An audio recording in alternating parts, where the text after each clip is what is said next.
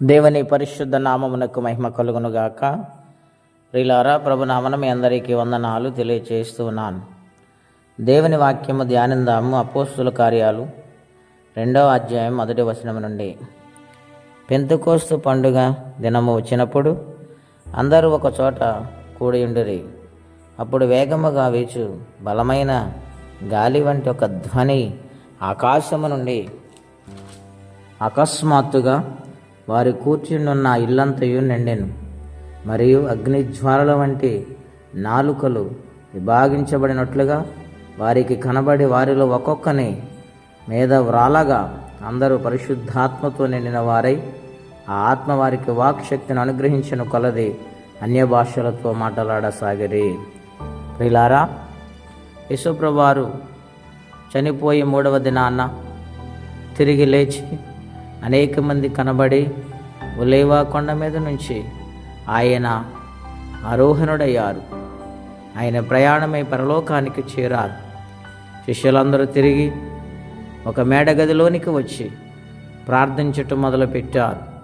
Pentecost అనగా 50వ దినమున వారు ప్రార్థిస్తూ ఉండగా వారు బలమైన అభిషేకముతో నింపబడ్డారు. బలమైన గాలి వారి మీద వేచగా అగ్ని జ్వాలల వంటి శక్తిని వారు పొందుకొని పరిశుద్ధాత్మతో నింపబడ్డారు.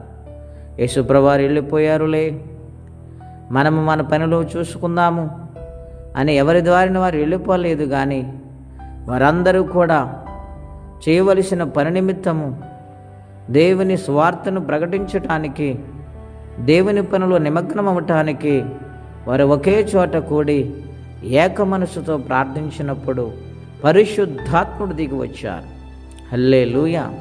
గనుక ఆయన సిలువ వేశారు, మన పాపముల నిమిత్తం ఆయన చనిపోయారు, మన పాపములు కడిగారు, ఇంకా మనం పరిశుద్ధంగా ఉన్నాములే అని మనం మౌనంగా ఉండటానికి కానీ వీలు లేదు. ప్రియులారా, పరిశుద్ధాత్మతో నింపబడినప్పుడే ఆదరణకర్త మనతో ఉండి మనం నడిపిస్తారు.